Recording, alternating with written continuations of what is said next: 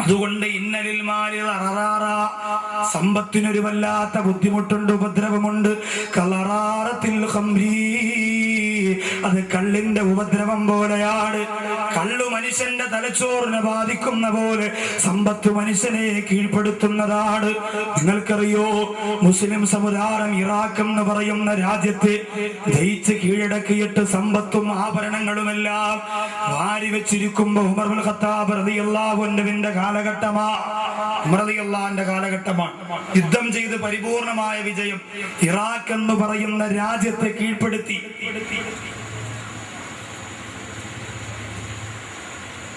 Iraq എന്ന് പറയുന്ന രാജ്യത്തെ കീഴ്പ്പെടുത്തി ഉമർ ഇബ്നുൽ ഖത്താബ് റളിയല്ലാഹു അൻഹു.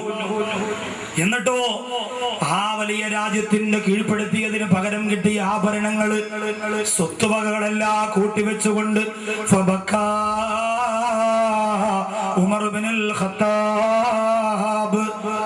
ഖത്താബ് റളിയല്ലാഹു അൻഹു പൊട്ടിക്കരയുകയാണ്. കരഞ്ഞുകൊണ്ടിരിക്കുന്ന ഉമർ റളിയല്ലാഹു അൻഹുവിനോട് പ്രിയപ്പെട്ട അണികളെ ചോദിച്ചു, എന്തിനാണ് പ്രിയപ്പെട്ടവരെ അവിടെ നിന്ന് കരയുന്നത്? സന്തോഷിക്കേണ്ട ദിവസമല്ലേ? ഒരുപാട് സ്വത്ത് കിട്ടിയില്ലേ? ഒരുപാട് ആഭരണങ്ങൾ കിട്ടിയില്ലേ? ഇറാഖ് എന്ന് പറയുന്ന രാജ്യത്തെ തോൽപ്പിക്കാൻ കഴിഞ്ഞില്ലേ? ഈ സമുദായത്തെ തിരിച്ചു പിടിക്കാൻ കഴിഞ്ഞില്ലേ? അതുകൊണ്ട് അവിടെ എന്തിനാ കരയുന്നത്? സന്തോഷിച്ചു കൊള്ളുക എന്ന് പറഞ്ഞപ്പോ ഉമർ ഇബ്നുൽ ഖത്താബ് റളിയല്ലാഹു അൻഹു പറഞ്ഞതെന്തെന്നറിയോ? സമയത്ത് റസൂലുള്ളാഹി സ്വല്ലല്ലാഹു അലൈഹി വസല്ലം യഖൂലു, അല്ലാഹുവിന്റെ റസൂൽ പറയുന്നതായി ഞാൻ കേട്ടതാ, ലാ തഫ്തഹു ദുനിയാ അലാ അഹദ് ഇല്ലാ ലഖിയല്ലാഹു അസ്സ വജല്ല ബൈനഹുൽ അദാവത വൽ ബഗ്ളാ ഇലാ യൗമിൽ ഖിയാമ.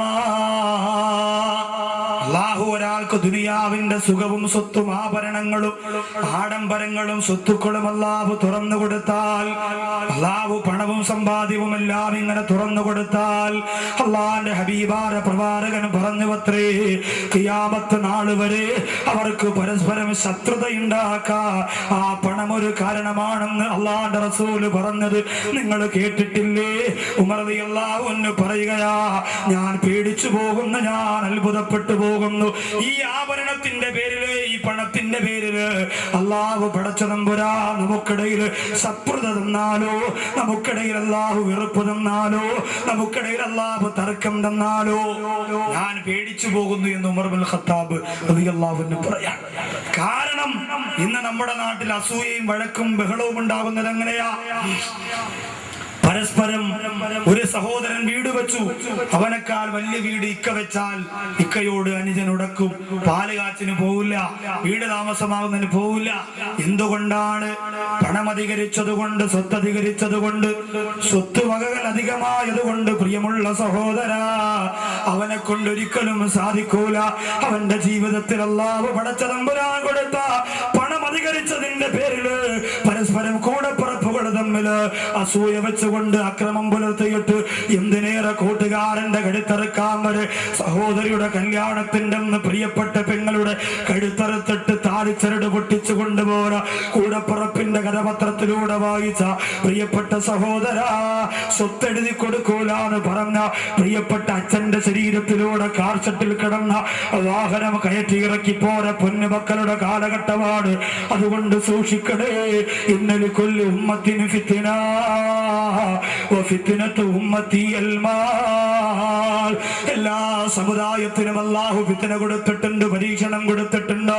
എന്റെ സമുദായത്തിന് അല്ലാഹു കൊടുത്ത പരീക്ഷണം അത് സമ്പത്താണെന്ന് നബിയുനാ മുഹമ്മദ് മുസ്തഫ സല്ലല്ലാഹു അലൈഹി വസല്ലമ തങ്ങൾ പരിചയപ്പെടുത്തുമ്പോ എന്റെ പ്രിയമുള്ള സഹോദര, ഉമർ ഇബ്നുൽ ഖത്താബ് റളിയല്ലാഹു അൻഹു മുമ്പ് ഭാര്യക്കൂട്ടി വെച്ചിരിക്കുന്ന അനേകായിരം സമ്പത്ത് കൊണ്ടുകൊണ്ട്, ആഭരണം കൊണ്ടുകൊണ്ട് കണ്ണുനീരോടെ പറയുന്ന സഹാബ, ഈ സമ്പത്ത് നോക്കിയിട്ടാണ് അല്ലാഹുവിന്റെ റസൂൽ പറഞ്ഞത്, നിങ്ങൾക്ക് ഇടയിൽ പരസ്പരം തർക്കമുണ്ടാക്കാൻ, പരസ്പരം ലഹളയുണ്ടാക്കാൻ, പരസ്പരം കോപമുണ്ടാക്കാൻ, പരസ്പരം അടിയുണ്ടാക്കാൻ, പരസ്പരം ബഹളമുണ്ടാക്കാൻ ഓ സമ്പത്തൊരു കാരണമാകുന്നു എന്ന് അല്ലാഹുവിന്റെ റസൂൽ പറഞ്ഞത് ഓർത്തുകൊണ്ട് ഉമർ ഇബ്നുൽ ഖത്താബ് റളിയല്ലാഹു അൻഹു പൊട്ടിക്കരഞ്ഞു പോരെങ്കിലും എന്റെ പ്രിയമുള്ളവരെ, ഹറാമായ രീതിയിലൂടെയുള്ള പണം സമ്പാദിച്ചാൽ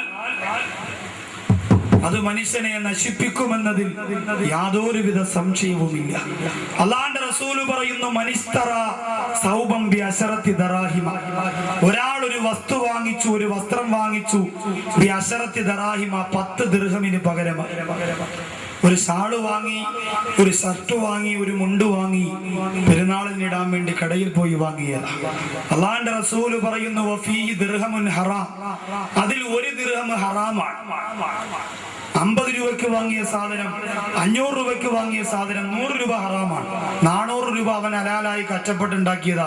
പക്ഷെ 100 രൂപ ഒരു സഹോദരന്റെ നിന്ന് വഞ്ചിച്ച് കച്ചവടം ചെയ്തുണ്ടാക്കിയതാ. ഈ 500 രൂപയ്ക്ക് അവൻ ഡ്രസ്സ് വാങ്ങി ധരിച്ചുകൊണ്ട് പെരുന്നാൾ നിസ്കാരത്തിന് പള്ളി വന്നു.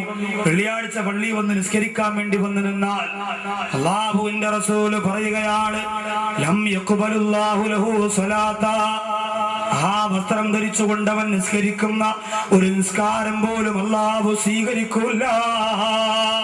ഹറാമായ 1 ദിർഹമേ അതിലുള്ളൂ, ബാക്കിയൊക്കെ ഹലാലായ കാശ്. എന്നാലും അതുകൊണ്ട് ധരിച്ച വസ്ത്രത്തിൽ ധരിച്ച നിസ്കാരം അല്ലാഹു സ്വീകരിക്കൂല.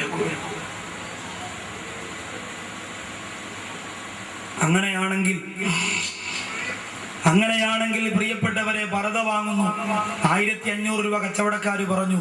നിങ്ങൾ പോയിട്ട് വില പറഞ്ഞ് 900 രൂപയ്ക്ക് വാങ്ങി വരുമ്പോ കച്ചവടക്കാരൻ പറഞ്ഞു നീ ഒന്നും ഗുണം പിടിക്കൂലടാ, എന്നിട്ട് പൊതിഞ്ഞു തരികയാണ്. ആ വസ്ത്രം നമുക്ക് ഹലാലല്ല. ആ വസ്ത്രം ധരിച്ചുകൊണ്ട് നിസ്കരിച്ചാൽ ആ നിസ്കാരം അല്ലാഹു സ്വീകരിക്കുകയില്ല. അതുകൊണ്ട് എളുപ്പമാണ് ഹറാമായ പണമുണ്ടാക്കാ. പക്ഷെ ഹറാമായ പണം കൊണ്ട് എന്റെ പ്രിയമുള്ളവരെ ഒരു അമലും അല്ലാഹു സ്വീകരിക്കൂല. സർവ്വവിധമായ ഇബാദത്തുകളും പൊളിഞ്ഞു പോകും. അല്ലാഹു കാത്തുരക്ഷിക്കട്ടെ. ബഹുമാനപ്പെട്ട സഅദ് റളിയല്ലാഹു അൻഹു പ്രവാചകന്റെ മുമ്പ് വന്നുകൊണ്ട് പറഞ്ഞു, യാ റസൂലല്ലാഹ് ഉദ്ഉല്ലാഹ ഉദ്ഉല്ലാഹ യജഅലനി മുസ്തജാബ ദഅവാ, ദുആ സ്വീകരിക്കപ്പെടുന്ന ഒരാളായി എനിക്ക് മാറണം. അതിനുവേണ്ടി അല്ലാഹുവിന്റെ റസൂൽ അവിടുന്ന് ദുആ ചെയ്യാം. എപ്പോഴും ദുആ ചെയ്താലും ആ ദുആ അല്ലാഹ് സ്വീകരിക്കണം. അങ്ങനെയുള്ള ഒരാളാവാൻ വേണ്ടി നബി അവിടുന്ന് ദുആ ചെയ്യണം. എന്തിനാ അങ്ങനെ പറഞ്ഞത്? ദുആ സ്വീകരിക്കുന്ന ആളാണ് ഞാനെന്ന് പറഞ്ഞുകൊണ്ട് പിറ്റേന്ന് ജനങ്ങളുടെ ഇടയിൽ അറിയപ്പെട്ട ആളാവാനല്ല. സഅദ് റളിയല്ലാഹു അൻഹുവിനോട് അല്ലാഹുവോട് ചോദിക്കാൻ ഒരുപാട് കാര്യങ്ങളുണ്ട്. അതുകൊണ്ട് കണ്ണുനീരോടെ പ്രവാചകനോട് പറഞ്ഞു, അയ്യജഅലനി മുസ്തജാബ ദഅവാ, അല്ലാഹു ദുആ സ്വീകരിക്കപ്പെടുന്ന ആളായി മാറാൻ അവിടുന്ന് എനിക്ക് വേണ്ടി ദുആ ചെയ്യണമെന്ന് പറഞ്ഞപ്പോ അല്ലാഹുവിന്റെ റസൂല് പറഞ്ഞ ഒരേ ഒരു നിബന്ധന എന്തെന്നറിയോ? എംഎസിന്റെ പരിപാടിക്ക് വന്നിരിക്കുന്ന പ്രിയപ്പെട്ടവരെ, നിങ്ങൾ ചെയ്യുന്ന ദുആ അല്ലാഹു സ്വീകരിക്കാൻ, ഉസ്താദ് ബാക്കവി ചെയ്യുന്ന ദുആ അല്ലാഹു സ്വീകരിക്കാൻ, ഹുസൈൻ ഫാദിൽ ചെയ്യുന്ന ദുആ അല്ലാഹു സ്വീകരിക്കാൻ, ഞാനും നിങ്ങളും വീട്ടിന്റെ അകത്ത് പോയി നിസ്കരിച്ചിട്ട് നിസ്കാരം കഴിഞ്ഞ് മുസല്ലയിലിരുന്ന് പൊട്ടിക്കരഞ്ഞുകൊണ്ട് അല്ലാഹു പടച്ചതമ്പുരാനോട് കണ്ണുനീരോടെ കൈ ഉയർത്തിയിട്ട് ചെയ്യുന്ന ദുആ അല്ലാഹു സ്വീകരിക്കാൻ ഒരൊറ്റ നിബന്ധനയാണ് അല്ലാഹുവിന്റെ റസൂൽ പറഞ്ഞു കൊടുത്തത്. അത്തിബ് മത്അമക, എന്റെ സഅദേ നിന്റെ ഭക്ഷണം നീ നന്നാക്കുക. ഭക്ഷണം നീ നന്നാക്കുക. നമ്മൾ ഭക്ഷണം നന്നാക്കുന്നല്ലോ. തവാഫ് ചെയ്യണ കോഴി കഴിക്കാത്ത ചെറുപ്പക്കാരുണ്ടോ? തവാഫ് ചെയ്യണ കോഴി എന്ന് പറഞ്ഞാൽ കമ്പിയിൽ ഇങ്ങനെ കറങ്ങിക്കൊണ്ടിരിക്കണ കോഴി. ഉമ്മാമാർക്ക് വരെ അത് മതിയല്ലോ. നമ്മളിന്ന് ഏറ്റവും അധികം ഇപ്പൊ ഗൾഫിൽ പോയിട്ട് ആദ്യമായിട്ട് ഷവർമ കഴിച്ച ഒരു കൂട്ടുകാരൻ പറഞ്ഞു വന്നാ, കഴിച്ചു തീർന്നപ്പോ മറ്റൊരു ചോദിച്ചു എങ്ങനെ ഉണ്ടായിരുന്നാ? കുഴപ്പമൊന്നുമില്ല, പക്ഷേ ആ പേപ്പർ തിന്നാൻ മാത്രം ഇച്ചിരി ബുദ്ധിമുട്ടുണ്ടായിരുന്നു. ആദ്യമായിട്ട് കഴിക്കല് മൂപ്പർക്ക് അറിഞ്ഞൂടാ, തുലിച്ചാ കഴിക്കേണ്ടത്. അപ്പൊ അത്തിബ് മത്തഴമക്ക, ഭക്ഷണം നന്നാക്കുക എന്ന് പറഞ്ഞാൽ ഇന്ന് ഭക്ഷണം മോടി പിടിപ്പിച്ച ഭക്ഷണങ്ങളല്ലേ, അത് നല്ലതാണ്. പക്ഷേ അതല്ല റസൂലുള്ള പറഞ്ഞതല്ല. ഭക്ഷണം നന്നാക്കാൻ അല്ലാഹുവിന്റെ റസൂല് പറഞ്ഞത് ഹറാമില്ലാത്ത ഭക്ഷണം കഴിച്ച ഉസ്താദ് ബാക്കവിയല്ല, ഏത് ബാക്കവി ദുആ ചെയ്താലും, ഏത് ചെറുപ്പക്കാരൻ ആമീൻ പറഞ്ഞാലും, ഏത് പാവപ്പെട്ടവൻ ദുആ ചെയ്താലും ആ ദുആയിൽ അല്ലാഹുവിന്റെ മുന്നാമാറ സമ്പാദ്യമുണ്ടല്ലോ. 1 രൂപ പോലും നമ്മുടെ ഭക്ഷണത്തിൽ കലർന്നു പോയിട്ടുണ്ടെങ്കിൽ നമ്മുടെ ദുആ അല്ലാഹു സ്വീകരിക്കൂല. എന്തുമാത്രം ദുആ നമ്മൾ പൊട്ടിക്കരഞ്ഞുകൊണ്ട് ചെയ്യുന്നു. അല്ലാഹുവേ, ഓച്ചിറയിലെ എംഎസിന്റെ അൻസാറുൽ മുസ്ലിമീന്റെ പാവപ്പെട്ട മക്കള് സംഘടിപ്പിച്ച ഈ അനുഗ്രഹീതമായ പരിപാടിക്ക് നിറഞ്ഞു കവിഞ്ഞ പാവപ്പെട്ട ചെറുപ്പക്കാരന്റെ മനസ്സിന്റെ നന്മ കൊണ്ട്, അവര് ചെല്ലുന്ന സലാത്തിന്റെ പവർ കൊണ്ട്, അവര് നിറകണ്ണുകളോടെ പറയുന്ന ആമീന്റെ പുരുഷ കൊണ്ട് ഈ ദുആ നീ സ്വീകരിക്കണേ അല്ലാഹ്, ഈ ദുആ നീ സ്വീകരിക്കണേ റബ്ബേ. അല്ലാഹുവിന്റെ ഹബീബായ പ്രവാചകർ സല്ലല്ലാഹു അലൈഹി വസല്ലമ തങ്ങൾ ഉഹദ് യുദ്ധത്തിന്റെ രണാകടത്തിൽ കണ്ണുനീരോടെ സഹാബത്തിന് പറഞ്ഞു കൊടുത്ത ഒരു രംഗമുണ്ടല്ലോ. ബഹുമാനപ്പെട്ട മിസ്അബ് ബിൻ ഉമൈർ റളിയല്ലാഹു അൻഹു, എനിക്ക് അല്ലാഹു പണം തന്നതുപോലെയല്ല, ഓച്ചറയിലുള്ള നിങ്ങൾക്ക് അല്ലാഹു പണം തന്നതുപോലെയല്ല, ഒരുപാട് സമ്പാദ്യം അല്ലാഹു കൊടുത്തുപോയ മഹാനാണ്. ഏറ്റവും വില കൂടിയ വസ്ത്രമാണ് മിസ്അബ് ധരിച്ചിരുന്നത്, ഏറ്റവും വിലപിടിപ്പുള്ള സുഗന്ധമാണ് മിസ്അബ് പൂശിയിരുന്നത്, ഏറ്റവും സുഭിക്ഷമായ ഭക്ഷണമാണ് മിസ്അബ് കഴിച്ചിരുന്നത്. ആ ബഹുമാനപ്പെട്ട മിസ്അബ് ബിൻ ഉമൈർ റളിയല്ലാഹു അൻഹു ഉഹദ് യുദ്ധത്തിന്റെ രണാകടത്തിൽ ശരീരത്തിന്റെ ഓരോ ഭാഗങ്ങൾ ഛിന്ന ഭിന്നമായി ചിതറിക്കിടക്കുമ്പോ ലോകത്തിന്റെ നായകൻ മണിദീപം നബി മുഹമ്മദ് മുസ്തഫ സല്ലല്ലാഹു അലൈഹി വസല്ലമ തങ്ങൾ മിസ്അബ് ബിൻ ഉമൈർ റളിയല്ലാഹു അൻഹുവിന്റെ ശരീരം നോക്കിയിട്ട് പറഞ്ഞ വാക്ക്, അൻസാർ മുസ്ലിമീന്റെ പരിപാടിക്ക് വന്ന പാവപ്പെട്ട പോക്കറ്റിന്റെ അകത്ത് 1000 നോട്ടിരിക്കുന്ന ചെറുപ്പക്കാര് പഠിക്കണേ, വില കൂടിയ വാഹനത്തിന്റെ അകത്ത് സഞ്ചരിക്കാൻ അല്ലാഹു ഭാഗ്യം തന്ന ഈ നാട്ടിലുള്ള ചെറുപ്പക്കാര് പഠിക്കണേ, വീട്ടിന്റെ അകത്ത് സുഭിക്ഷമായ ഭക്ഷണം ഒരുക്കിയിട്ട് കാത്തിരിക്കുന്ന ഭാര്യയെ തന്ന എന്റെ പ്രിയപ്പെട്ട സഹോദരങ്ങൾ പഠിക്കണേ. അല്ലാഹുവിന്റെ റസൂൽ ഉഹദ് യുദ്ധത്തിന്റെ രണാകടത്തിൽ രക്തത്തിൽ കുളിച്ച് ചിതറിക്കിടക്കുന്ന മിസ്അബ് ബിൻ ഉമൈർ റളിയല്ലാഹു അൻഹുവിന്റെ ശരീരം നോക്കിയിട്ട് കണ്ണുനീരോടെ പറയുകയാ, ലഖദ് റഅയ്തു ബിമക്ക, മിസ്അബേ നിന്നെ ഞാൻ മക്കയിൽ വെച്ച് കണ്ടിട്ടുണ്ടല്ലോ. അല്ലാഹുവിന്റെ റസൂൽ പറയുന്നതെന്താ, വമാ ബിഹാ അറഖുല്ലാ, നീ ധരിക്കുന്ന പോലെ മിനുസമുള്ള വസ്ത്രം ധരിച്ച ഒരാളെ പോലും ഞാൻ കണ്ടിട്ടില്ല മിസ്അബേ. അല്ലാഹുവിന്റെ റസൂലാ പറയുന്നത്, മിസ്അബേ നീ ധരിച്ചതുപോലെ തിളങ്ങുന്ന വസ്ത്രം ധരിച്ച ഒരാളെയും ഞാൻ മക്കയിൽ കണ്ടിട്ടില്ല. വലാ അഹ്സനു ലിംബത്തൻ മിൻക, നിന്നെക്കാളും നല്ല ഭംഗിയുള്ള മുടിയുടെ കൊഴുപ്പുള്ള ഒരാളെയും ഞാൻ കണ്ടിട്ടില്ല. ഏറ്റവും നല്ല ഭക്ഷണം കഴിച്ച നിന്നെ പോലെ ഒരാളെ കണ്ടിട്ടില്ല മിസ്അബേ. നിന്നെ പോലെ വസ്ത്രം ധരിച്ച ഒരാളെ കണ്ടിട്ടില്ല മിസ്അബേ.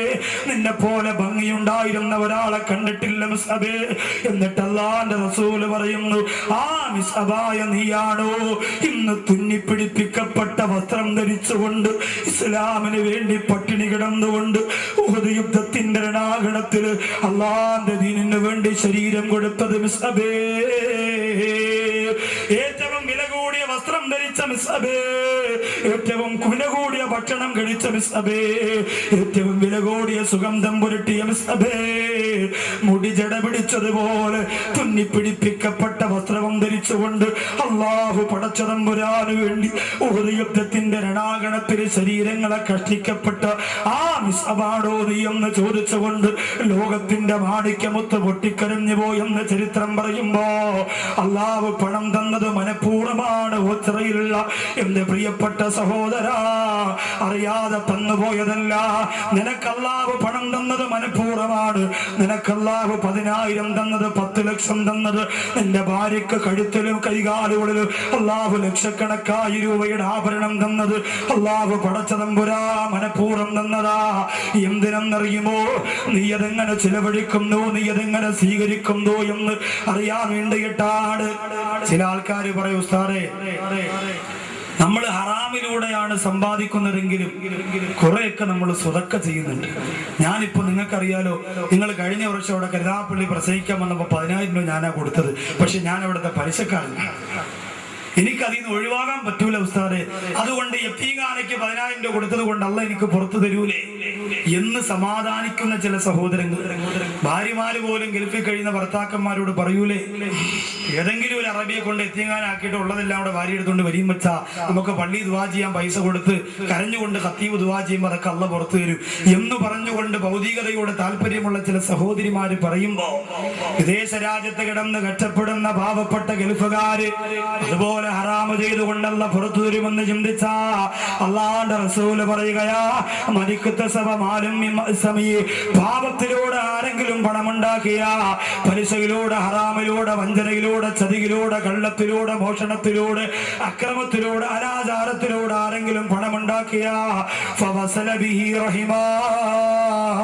ആ പണം കൊണ്ട് അവൻ കുടുംബബന്ധം ചേർക്കുകയാണ്. ആ പണം ഉണ്ടാക്കിയിട്ട് വിദേശ രാജ്യത്ത് പോയി ഒരുപാട് പേരെ പറ്റിച്ച് വഞ്ചിച്ചും തട്ടിച്ചും പണം ഉണ്ടാക്കി. എന്നിട്ട് നാട്ടിൽ വന്നിട്ട് പിണങ്ങിയിരിക്കുന്ന സഹോദരിക്ക് 10,000 രൂപ.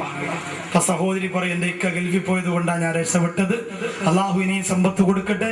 വീണ്ടും പോകും മോട്ടിക്കും, വീണ്ടും കൊണ്ടുവരും, ഇവർക്ക് കൊടുക്കും, വീണ്ടും പോകും മോട്ടിക്കും, കൊണ്ടുവരും, കൊടുക്കും. ഇങ്ങനെ കൊടുത്തുകൊണ്ടിരിക്കുന്നവർ നമ്മുടെ മനസ്സറിയുന്ന പ്രവാചകർ അല്ലാഹുവിന്റെ റസൂൽ പറയുകയാ, ഔ അൻഫഖഹു ഫീ സബീലില്ലാഹ്, ഒന്നെങ്കിൽ കുടുംബബന്ധം ചേർത്തു, അല്ലെങ്കിൽ പാവപ്പെട്ടവർക്ക് സ്വതക്ക കൊടുത്തു, അല്ലെങ്കിൽ അള്ളാന്റെ ദീനിന് വേണ്ടി സ്വതക്ക ചെയ്തു, ഇല്ലെങ്കിൽ അള്ളാന്റെ ദീനിന് വേണ്ടി സ്വതക്ക ചെയ്തു.